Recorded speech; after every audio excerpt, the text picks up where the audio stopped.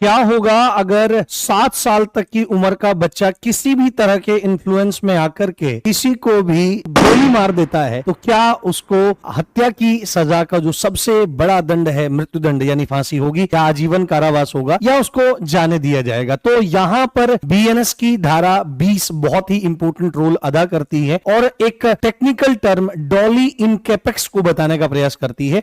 यह टर्म डॉली इन कैपेक्स बताता है अपराध करने में अक्षम होना, यानी कि अपराध कर ही नहीं सकता। तो आप बोलोगे सर ऐसा कैसे? यानी कि धारा 20 यह बताने की कोशिश कर रही है कि यदि 7 साल से कम आयु का बच्चा कोई अपराध करता है तो उसका अपराध अपराध नहीं माना जाएगा, चाहे वो कितनी बड़ी भी घटना हो जाए। आप बोलोगे सर ऐसा क्यों? तो ऐसा इसलिए क्योंकि अपराध करने के लिए क्रिमिनल इंटेंशन का होना जरूरी है, और उस क्रिमिनल इंटेंशन को पूरा करने के लिए जो काम किया जाएगा, जो एक्ट किया जाएगा, उससे क्या होना चाहिए? नुकसान होना चाहिए। नुकसान तो हो रहा है, बट उस काम की नेचर और रिजल्ट का भी पता होना जरूरी है। जो 7 साल से छोटी उम्र का बच्चा है, उसकी क्रिमिनल इंटेंशन कैसे कुछ हो सकती है, क्योंकि उसकी समझ ही डेवलप नहीं है। और जो काम वह कर रहा है कि ये उठाई बंदूक और लोड करी, लो पापा आप ही की दरोगा वाली पिस्टल से आप ही को उड़ा दिया, तो उसको नहीं पता है कि ये गोली चलाने से क्या हो सकता है, ये कैसा काम है और इसके रिजल्ट क्या होने वाले हैं। इसलिए अगर 7 साल से छोटा बच्चा कोई अपराध करता है